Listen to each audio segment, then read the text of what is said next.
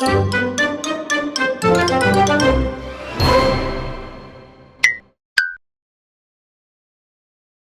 với những nhân vật phản diện trong Courage the Cowardly Dog, Miriam và Eustace là hai con mồi hấp dẫn đặc biệt.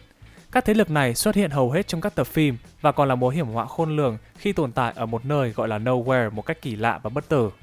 Dù có bị đe dọa hay thất bại từ những tập trước đó, thì càng về sau, những nhân vật phản diện này lại càng quái đản và có sức công phá mạnh mẽ hơn trước rất nhiều lần. Chào mừng các bạn đã quay trở lại kênh Way to Way Cartoon. Trong video lần này, Way to Way và Hà Thu sẽ liệt kê ra 10 nhân vật phản diện trong series Courage the Cowardly Dog nhé. Video xin được bắt đầu. Let's go! Kẻ phản diện đầu tiên có tên là Cats. Cats là kẻ phản diện xuất hiện nhiều nhất trong series với một vẻ mặt và một tính cách cực kỳ cáo già. Hắn là một nghệ sĩ lừa đảo chuyên nghiệp quy mô lớn với sở thích không chỉ có lừa tiền mà còn lừa cả tình, khi hắn thường xuyên có ý định giết chết chính khách hàng của mình. Có lẽ Cats thuộc tầng lớp tư sản trong Courage the Cowardly Dog khi hắn thường xuyên xuất hiện dưới tư cách là doanh nhân trong các khu kinh doanh của hắn. Cụ thể là khu nghỉ mát trong tập 11/1 Club Cats, cửa hàng bánh kẹo trong tập 6/2 Cats Candy, du lịch bằng tàu ngầm trong tập 6/3 Cats Under the Sea, hay thực thi chính sách không dẫn chó vào khách sạn trong tập 1/1 A Night at Cats Motel. Cats luôn tỏ ra điềm tĩnh và tự tin khi thường xuyên xuất hiện dưới nền nhạc độc quyền. Welcome to the Cats Motel. I'm Cats. Tuy nhiên trái lại, hắn lại có trái tim khá mong manh và dễ vỡ, dễ dàng bị tổn thương. Lúc đó, vẻ ngoài của Cats trở nên nghiêm trọng hơn và hắn từng nói: "Ta ước rằng nhà người đã không làm điều đó", như là một lời cảnh báo sâu sắc đến đối phương, đặc biệt là Courage. Qua chi tiết trên, các cậu có thể thấy Cats có dấu hiệu rối loạn về nhân cách, chống đối xã hội, và hắn ta được phân loại vào một trong những dạng tâm thần vừa tinh tế, vừa tàn bạo, vừa kỳ dị, vừa dã tâm, vừa dở hơi, vừa độc ác, vừa thâm nho, vừa nhọn, và hoàn toàn không quan tâm đến sự an toàn và cảm xúc của người khác. Chính vì vậy, Cats sở hữu một bộ não siêu đỉnh với khả năng kinh doanh và tự thỏa mãn cuộc sống của mình. Nhân vật phản diện thứ hai có tên là LeQuark. Không chỉ có tên lừa đảo Cats mà chúng ta còn có một nhân vật không hề thua kém, đó là ông tổ nghề trộm cắp Dr. LeQuark. Hắn ta đã thực hiện các pha lừa đảo và trộm cắp vi diệu đến từng mm. Hắn ta luôn cà khịa Courage với câu nói: "Vịt là tốt, chó là xấu. Vịt, chó, hãy loại bỏ chó." LeQuark xuất hiện lần đầu tiên trong tập 2/1 Dr. LeQuark, Amnesia Specialist. Hắn ta đã cho thấy khả năng thao túng kết hợp với trí tuệ lệch lạc để tạo ra sự mê hoặc đến khó cưỡng. Đặc biệt, hắn luôn sử dụng khả năng này để tra tấn Miriam. Hắn có lẽ còn mê tiền hơn cả Eustace. Ngay trong tập 3/4 LeQuark Balloon, hắn đã tìm ra cách để lừa Miriam cướp ngân hàng Piggy của Thụy Điển bằng cách buộc bà nhảy bungee từ khinh khí cầu. Hay trong tập 7/2 Nowhere TV, LeQuark đã thôi miên biến Miriam và Eustace thành hai tên hề để dễ dàng đánh lạc hướng nhân viên bảo vệ với mục đích thực hiện phi vụ cướp tiền thế kỷ. Nhưng ngay sau đó, hắn ta đã bị bắt lại bởi Courage và những chiếc TV tự phát minh. Tuy nhiên, hắn chính là tên trộm lành nghề và tự biết cách tẩu thoát khi ở cuối tập phim, LeQuark đã vượt ngục và tự tay đốt cả nhà tù. Nói gì thì nói, nếu LeQuark không phải là tên trộm chính hiệu thì hắn vẫn sẽ là một bác sĩ tâm lý tài ba và điên rồ. Các cậu có đồng ý không? Tiếp theo, chúng ta hãy đến với Shirley, nhân vật phản diện thứ 3 trong danh sách. Ả là một thầy bói thần bí với trò tiêu khiển chính là những lời nguyền rủa bất chấp đạo đức. Shirley khinh miệt những kẻ tham lam và bất nhân, khiến họ phải hứng chịu những phép thuật kỳ dị. Chớ trêu thay, Shirley cũng rất thích tiền và cũng thích mọi quà tặng từ những vị khách của mình. Shirley được tạo hình giống một chú chó Chihuahua. Ả được biết đến là một nhà tâm linh khi thường xuyên có mặt trong gia đình Courage với tư cách là một nữ anh hùng. Không có dịch vụ nào của Ả là không công, mà ngược lại, chi phí dịch vụ lại cao ngất ngưởng. Xuất hiện lần đầu tiên trong tập 6/1 Shirley the Medium. Khi Shirley được quảng cáo trên kênh Channeling, Ả đã được Miriam và Eustace tìm đến để liên lạc với linh hồn anh trai đã mất của Eustace, đó là Horst. Ả đã sớm nhận ra lòng tham tiền của Eustace nên đã gài ông ta, khiến Eustace bị giam trong chiếc vali với khối tài sản có thể mua được vài đất nước trên thế giới. Thế nhưng không gian mà Eustace đang phải đối mặt đó chỉ là những núi tiền và không có một thứ gì khác. Trong tập 2/3 Record Deal, chúng ta có thể thấy rõ bộ mặt tham tiền của Shirley khi chiếm luôn hai túi tiền của Eustace trong đêm nhạc Velvet Vic. Shirley có lẽ là nhân vật điển hình cho câu nói: "Nếu bạn giỏi việc gì thì đừng bao giờ làm nó miễn phí." Bởi vậy, giá tiền trả công cho Shirley là vô cùng đắt đỏ. Nhân vật phản diện thứ tư đó là Squeak. Squeak là con rắn khổng lồ xấu xí. Hắn ta là tên lang thang ở mọi ngóc ngách thành thị với cuộc sống lập dị, giống như các nhân vật xấu xa khác. Squeak cũng rất lẻo mép và dụ dỗ nạn nhân bằng một khả năng đặc biệt. Xuất thân từ Bushwick, Swick trở thành một tên tội phạm khét tiếng. Lần đầu tiên ra mắt trong tập 2/2 Courage in the Big Stinging City, ta có thể thấy được nơi trú ngụ đặc biệt với toàn xương người trong tầng hầm của hội trường âm nhạc thành phố Radio.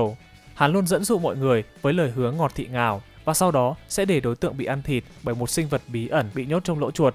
Hắn còn là tên kết nối những ngôi nhà hay những khu vực bị bỏ hoang trong thành phố. Có lẽ nào Swick là kẻ liên lạc trung tâm giữa các thế lực siêu nhiên? Nhân vật phản diện thứ 5 đó là Conway. Conway thực chất là một nhân vật cũng chẳng gây hại hay giết ai, mà anh ta cũng chẳng tham tiền. Thực tế, anh ta luôn muốn làm cho cuộc sống của bản thân và mọi người xung quanh trở nên tốt hơn khi sử dụng máy bay để quảng cáo cho lối sống bẩn thỉu và nhơ nhốt của mình.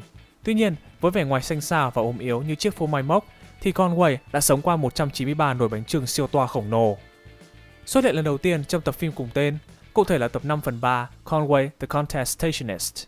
Trong tập này, Miriam và Courage đã miễn cưỡng thực hiện lời đề nghị của Conway khi cho anh ta ăn bùn từ máng và chân của Eustace để Conway có thể tỉnh táo hơn. Sau đó, anh ta đã khẳng định rằng nhiều năm sống trong rác rưởi và bụi bặm đã giúp cho anh có sức khỏe tốt. Conway có lẽ là ông lão thọ nhất series phim nhờ lối sống siêu bẩn. Anh ta cũng là người tích cực nhất trong công cuộc tuyên truyền lối sống đặc biệt của mình đến với tất cả mọi người. Nhân vật phản diện thứ 6 đó là Tarantella. Sở hữu ngoại hình gần giống với Conway, các cậu có thể nhận ra ngay tạo hình nhân vật này có điểm tương đồng với zombie.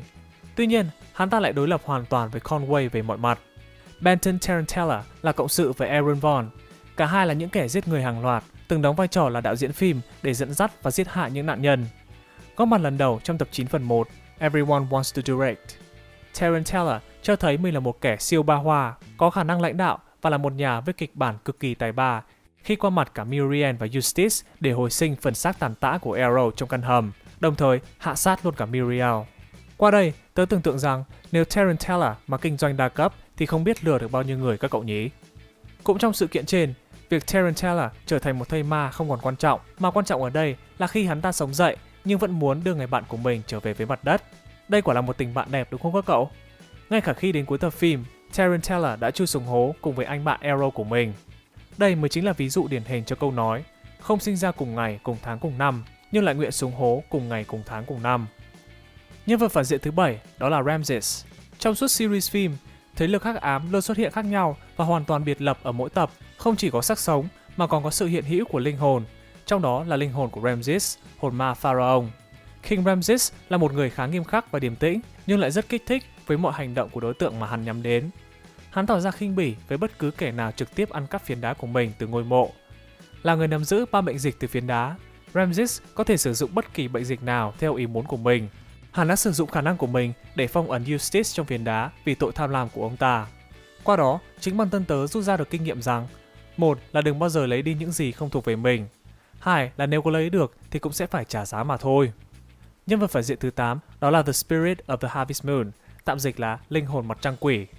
Tập 12/2 The House of the Discontent có lẽ là tập phim duy nhất mà linh hồn mặt trăng này góp mặt. Linh hồn ánh trăng sở hữu gương mặt đầy ám ảnh và kỳ dị, nhưng đó không nói lên điều gì ở tính cách của hắn. Không tàn độc như các nhân vật khác, nhưng ánh trăng lại rất yêu quý đất đai và cây cối, đặc biệt trong tập này là bông hoa bé nhỏ. Khi thấy Eustace đã làm hỏng bông hoa, nó đã phê phán ông ta rất nhiều và nó đã cho ông và Miriam 10 phút để có thể hồi phục bông hoa, nhưng Eustace lại từ chối. Và sau 10 phút, bằng một sức mạnh vô hình nào đó, nhiệt độ trong căn nhà đã thay đổi, dẫn đến cái chết bốc hỏa của gia đình Miriam. Điều này đã khiến cho Courage phải ra tay để thực hiện nhiệm vụ tưởng chừng như không thể giải quyết. Nhân vật phản diện thứ 9 là Fred. Fred là cháu trai của Eustace và Muriel. Anh ta được biết đến là người đàn ông rất lịch sự và dịu dàng, nhưng nụ cười của anh ta lại ẩn chứa những điều gì đó kỳ bí và man dợ. Trong tập 4/1, Freaky Fred đã bộc lộ sở thích điên loạn, đó là cạo lông và cạo lông. Bắt đầu thử nghiệm thú vui lần đầu tiên trên cơ thể động vật, rồi chuyển sang con người. Từ việc cạo đầu bạn gái cho đến việc cạo trụi râu khách hàng, và đặc biệt là cạo tới cọng lông cuối cùng của Courage. Nỗi ám ảnh đó còn kéo dài về sau, đến tận tập 11/4, Ball of Revenge. Cuối tập phim này, khi Fred xuất hiện trên màn hình TV với tiếng dao cạo và điển hình là giọng nói quen thuộc gọi Courage như một lời mời chào muốn xóa sạch những cọng lông mềm mại trên cơ thể của cậu. Và tất nhiên là cậu ta không quên nở nụ cười quái đản. Fred tương tự như những kẻ giết người hàng loạt nhưng không hề tỏ ra nguy hiểm. Anh ta cho thấy những đặc điểm tính cách của một kẻ tâm thần. Tuy sở thích kỳ dị là vậy, nhưng Fred lại là người dịu dàng và ngọt ngào với đối tượng làm thỏa mãn mong muốn của anh ta. Nhân vật phản diện thứ 10, Black Pearl Queen. Black Pearl Queen là một sinh vật dưới đáy biển đầy quyến rũ và bí ẩn. Lần đầu xuất hiện trong tập 9 phần 1, Queen of the Black Pearl. Cô ta thể hiện là người đa tình và thích tìm kiếm những điều mới ở mỗi con người khác nhau, đặc biệt là đàn ông. Cô ta luôn quyến rũ đàn ông bằng sự mê hoặc của mình và nuốt chửng họ trong cung điện dưới nước. Dường như tất cả nơi nào có nước thì đều kết nối đến cung điện biển sâu của cô ta. Nữ hoàng Black Pearl không chỉ có một hình dạng nhất định mà trong phân đoạn cuối, khi mọi thứ trở lại bình thường. Cụ thể là trong lúc Courage đang tắm thì một nữ hoàng khác xuất hiện trong bồn tắm của cậu. Tuy nhiên, hình dạng của nữ hoàng lần này là chó. Black Pearl chính là đại diện cho cái đẹp mê hoặc mà chính chúng ta phải cực kỳ cảnh giác và cẩn thận. Một lời khuyên chân thành đó là hãy tìm hiểu ai đó thật kỹ trước khi bắt đầu mối quan hệ nhé các cậu. Đừng tin gái đẹp như Eustace. Các nhân vật phản diện trong Courage có lẽ là đại diện cho một phần bóng tối trong thế giới nội tâm của con người. Chúng đã khơi gợi ra những phần đen tối nhất trong tâm hồn. Suy nghĩ cũng như hành động của các nhân vật phản diện chính là nguyên nhân gây ra sự đáng sợ, ám ảnh, ghê rợn nhưng lại vô cùng hấp dẫn trong thế giới phim. Các cậu thích nhất kẻ phản diện nào trong series Courage the Cowardly Dog? Hãy comment phía bên dưới ý kiến cá nhân của mình nhé. Cảm ơn các cậu đã theo dõi video và xin hẹn gặp lại trong những video lần tới. Way to Wear out.